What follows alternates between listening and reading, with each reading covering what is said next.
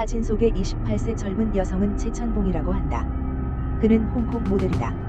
그는 시체가 몇 토막으로 잘리고 일부 조직이 조리되는 참혹한 죽음을 당했다. 이렇게 충격적인 사고는 2023년 2월 홍콩에서 일어난 일이었다. 그를 이토록 비참하게 죽게 한 사람은 전 남편의 아버지와 형 세 사람이다. 피해자 최천봉은 1994년 홍콩에서 태어났고 재벌 2세라고 말할 수 있을 정도로 집안이 부유했다. 그의 부모는 중국 대륙에서 사업을 하고 있고 자산이 1억 원 정도 될 것으로 추정한다. 그는 집안 장녀고 여동생도 둘이 있다. 2012년부터 최천봉은 패션계에 진입하여 모델로 활동하였고 패션계의 활동에 자주 참가했다. 그는 곽부성의 부인 강원과도 개인적인 친분이 두텁고 많은 패션 인사와 연예인들과 가까이 지내고 있어 사교계의 명언이라고 할 수 있을 정도였다. 얼마 전까지 파리 패션위크에도 여러 쇼케이스에 깜짝 등장하고 살해되기 8일 전에는 패션 잡지 표지에도 실렸다.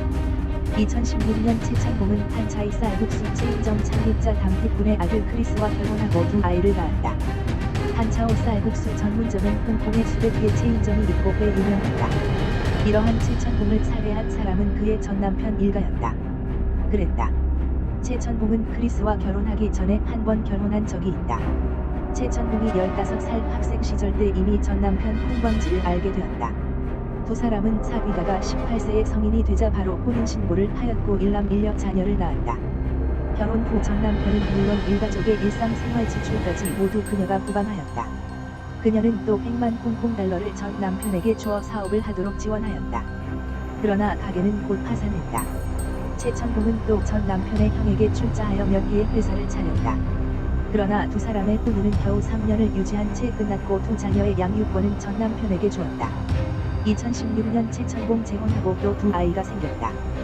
비록 최천봉은 이미 재혼했지만 전 남편 식구들에게 각종 생활비를 계속 대주고 있었다.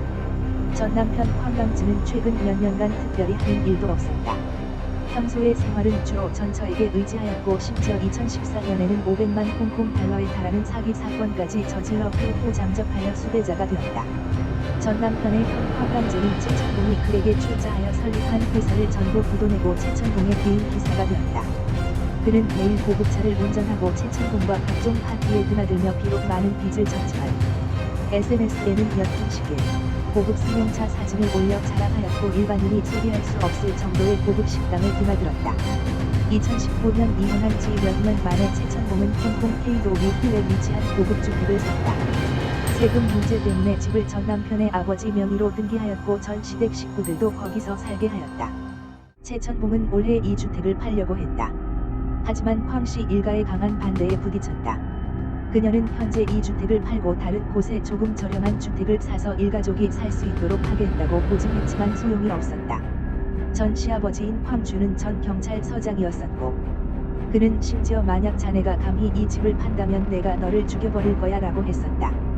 비록 이 주택의 명의와 거주권은 모두 전 시아버지 황주 명의로 등록되었지만 최천봉이 실제 출자자로서 법원에 출자금 증거를 제출하면 재산권을 되찾을 수 있었고 또한 부동산을 마음대로 처분 가능했다. 황씨 일가족은 제대로 된 직장도 없고 부동산도 없다. 만약 최천봉이 이 세상에서 사라진다면 그 집은 바로 우리 것이 되지 않을까. 게다가 최천봉은 현 남편과 혼인 신고하지 않았다. 만약 최천봉이 유언장이 없이 죽을 경우 그와 전 남편 간 출생한 자녀들이 그의 유산을 적어도 절반을 상속할 권리가 있다. 그렇다면 그 재산은 그들의 손에 넘어간 셈이다. 그래서 그런지 황씨 일가족은 마지막 결심을 하게 되었다. 2023년 2월 21일 최천봉은 자가용을 타고 홍콩 다프로 과학원에 있는 학교의 전 남편 사이에 태어난 장녀를 데리러 떠났다. 차량을 운전하는 기사는 다름 아니라 바로 전 남편의 형 황강지였다. 사자산 터널 입구에서 전 남편 황강지가 차에 올라탔다. 어쩌면 최천봉은 이때 이 두 사람에게 살해당했을지도 모른다. 그 후 차량은 전 시아버지가 운전한 7인승 자동차와 합류하여 함께 대포 용미촌에 있는 한 초목에 이르렀다. 사건 발생 2주 전 그들은 이곳을 임대해 놓았다. 그들이 살인을 미리 계획했음을 알 수 있다. 세 사람은 최천봉의 시신을 여러 토막으로 분해했고 시신 일부를 차량에 실어 다른 곳으로 날랐다. 인근 주민의 말에 의하면 그날 새벽 집에서 흘러나오는 소리를 들었다고 한다. 간간히 부딪히는 소리와 여자와 남자가 싸우는 소리도 섞여 있었다. 주민들은 그저 부부싸움인 줄 알고 아무도 경찰에 신고하지 않았다. 21일 새벽에 최천봉은 아이를 데리러 가지도 않고 집에도 들어오지 않자 남편은 걱정되어 기사한테 연락해서 물어보니 최천봉은 운전 도중에 스스로 차에서 내렸고 어디로 가는지 말도 안 했다고 황광재가 이렇게 답했다. 크리스는 바로 경찰에 신고했다. 2월 24일 경찰은 황씨 일가족 3명, 즉 전 남편의 아버지 황준혁, 황광재 엄마 리룬샹 총 이남 1녀를 긴급 체포하였다. 경찰은 최천봉이 마지막 CCTV에서 찍힌 곳과 황씨 가족의 그날 행적을 조사하고 승차 지점에서 11km 떨어진 대포 용미촌의 한 촌락집을 수사했다. 경찰 측은 집안에서 미처 처리하지 못한 최천봉의 시신을 발견했다. 그녀의 몸은 이미 크게 몇 조각으로 잘라졌고 냉장고 안에서 다리 조직 2개를 찾았다. 더욱 오싹하게 맞는 것은 집에서 인체 조직이 섞여 있는 것으로 의심되는 액체도 발견되었다.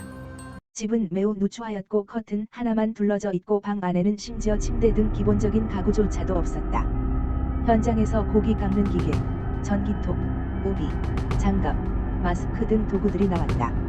경찰은 최천봉이 가지고 있던 에르메스 가방을 발견하고 안에는 그녀의 신분증이 있었다. 하지만 나머지 신체 조직은 아직 못 찾았다. 특히 신분을 증명할 수 있는 머리와 손의 인체 조직이 없었다. 2월 25일 오후 경찰은 항구에서 해외로 잠적하려고 도망가려는 황강즈를 체포하였다. 그의 몸에서 50여만 홍콩 달러의 현금과 총 400여만 홍콩 달러의 가치가 되는 명품 시계 몇 개가 나왔다.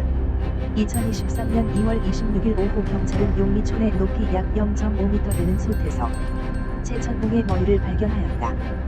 머리의 모양은 그런대로 온전한 편이고 오른쪽 귀 뒤쪽에는 길이 6.5cm, 너비 5.5cm의 상처가 있었다. 권총 손잡이에 부딪혀 생긴 것으로 추측된다. 더 충격적인 거는 솥에는 당근도 같이 삶아져 있었다. 시신을 당근과 같이 삶아서 버리면 음식물 쓰레기로 무장해서 이것이 인체 조직이라는 걸 쉽게 눈치채지 못할 것이라고 생각한 것 같다. 또한 경찰이 시신의 행방을 찾는 과정에서 굉장히 신기한 것이 있었다고 한다. 최천봉을 찾아내기 전에 최천봉의 엄마는 딸이 꿈에 나타나 자신이 개와 원숭이가 소리짓는 곳에 있고 대포라는 두 글자도 말했다고 한다. 이 당몽의 실마리로 결국 경찰이 사건 현장을 찾아냈다고 한다.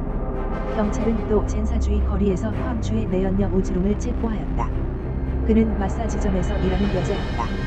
몇 달 전 황주의 내연녀가 되었고 그를 도와 용미마을 사건 현장에 집을 임대했다.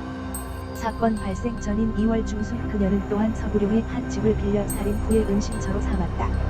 최천봉이 살해되던 그날 밤 인근 마을 사람들이 들은 여자 목소리가 아마 그녀의 목소리였었다.